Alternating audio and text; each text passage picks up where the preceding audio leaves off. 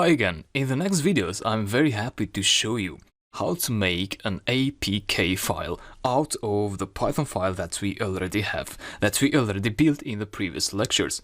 Now an APK file is a file that can be installed in an Android phone so that the app is usable on mobile. Currently we only have a .py file, so we have the main.py file and the design.kv file.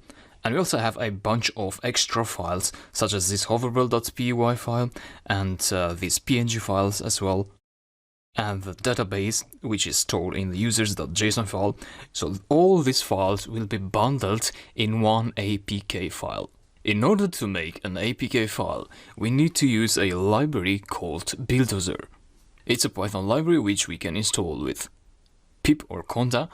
The problem is that making APK files on Windows or Mac operating systems, it's very hard, not to say impossible. The best thing we can do is to use a Linux operating system, such as Ubuntu.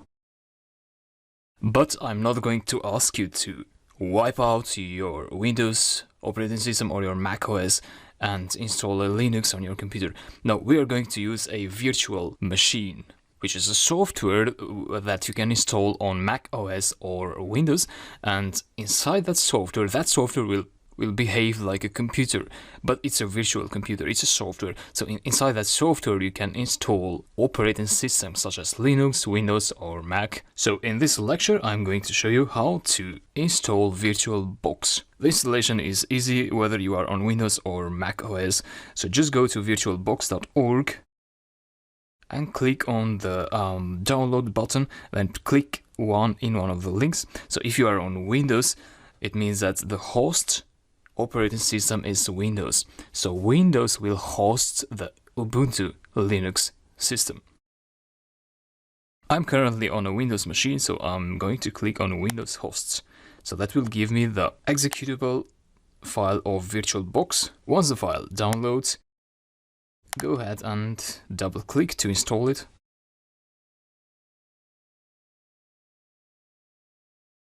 I don't want a shortcut on desktop or on the quick launch bar, but feel free to leave those options as checked. Yes, we need internet in that VirtualBox, in that virtual machine, virtual computer. So install.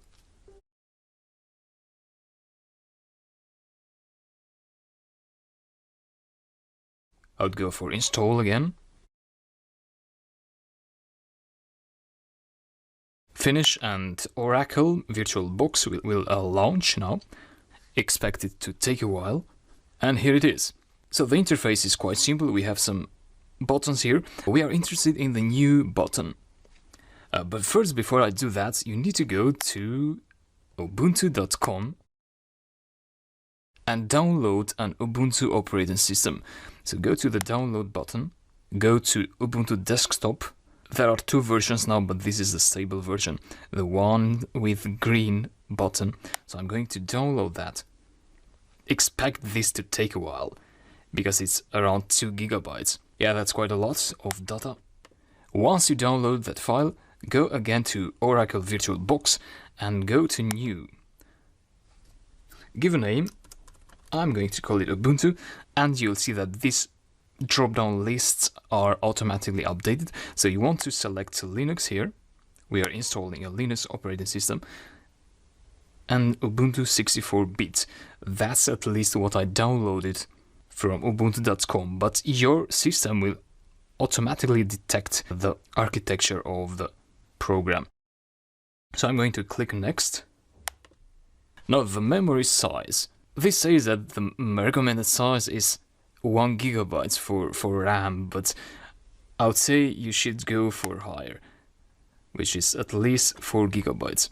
If you don't have much RAM on your computer, on your physical computer, maybe you should go for less and see how Ubuntu will work with that much memory.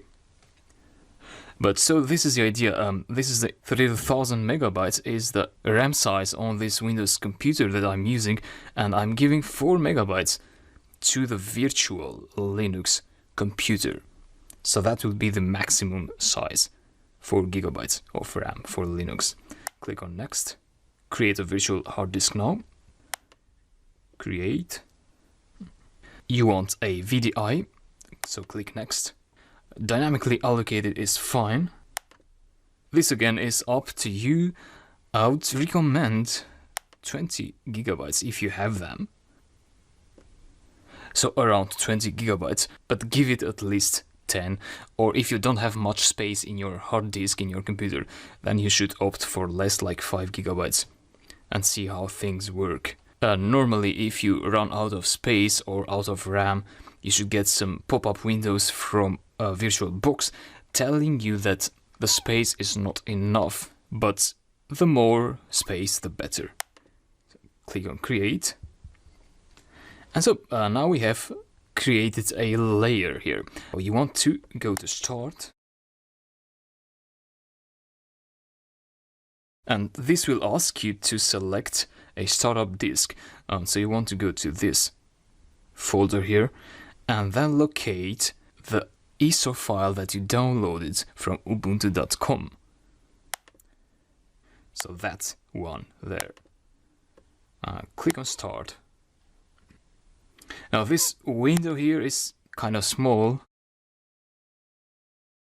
but you can go to machine and settings, go to display, and here in the scale factor you might want to increase this to 300%. Click on OK, and now you see the screen is a bit bigger. So this is the next screen that we got. You want to go to install Ubuntu. I'd go for English here and English there for the keyboard layout. These settings are fine.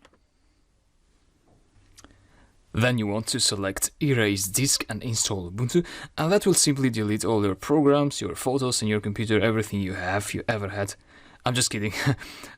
This is only about the programs you have inside the VirtualBox, which we don't have any.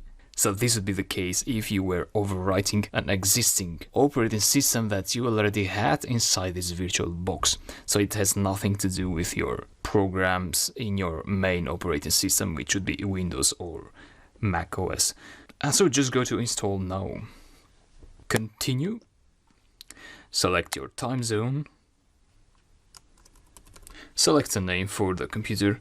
I would just go for login automatically without providing a password. However, you need to choose a password. Click continue. And so that will take a while now until the files are installed. So until Ubuntu is installed in this virtual machine, in this VirtualBox software.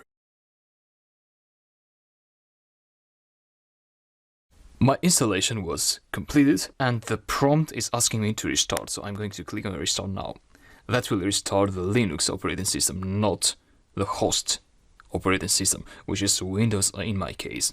So just restarting Ubuntu inside VirtualBox. There seems to be an error and I just pressed enter and things seems to be working. So this is Ubuntu. If you want to see the startup guide, just click on next and done. Now you might want to go to Oracle VirtualBox, so the VirtualBox interface, and then go to machine and settings, and then go to general, advanced, and you might want to enable this shared clipboard and drag and drop options. I set them as bidirectional, which means that you can copy files from your host's operating system, so from Windows or Mac, to Linux, to Ubuntu, and vice versa. However, I've noticed that this doesn't work.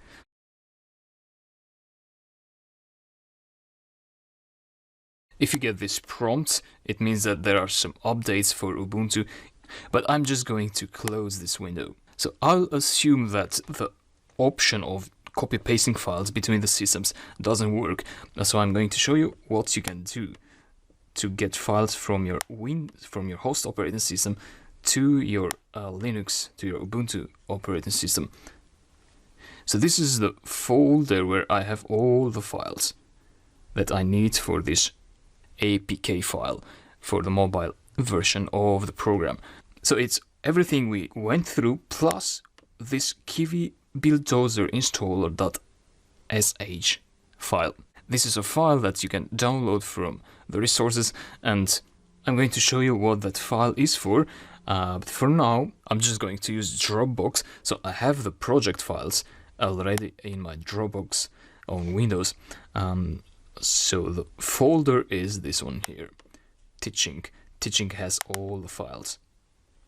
All right. So I'm going to right click and copy Dropbox link. So this is on Windows, it's not on Linux, it's outside VirtualBox. Another way to do this would be to use this service, gofile.io. That allows you to upload a file, and that will give you a link. And so that link you can use, you can put that link inside Linux, because there is a browser there. You have Firefox inside of Linux. But since we cannot copy and paste, we're going to have to manually type that link. So in my case, I'm going to use Dropbox, and I'm going to use bit.ly.com to shorten the URL that I created.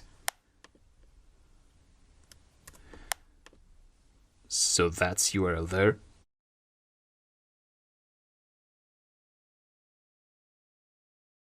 And enter that URL in the browser of your Linux operating system. If you don't want to go through these file sharing, you can just use this URL to get my files. So you can download the files directly from your Linux system using the browser.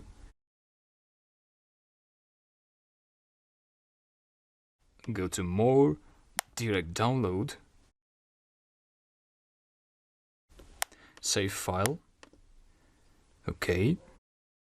The files should have now been downloaded, and you can find them in the Files, Downloads. Right click on the downloaded zip file, go to Extract to.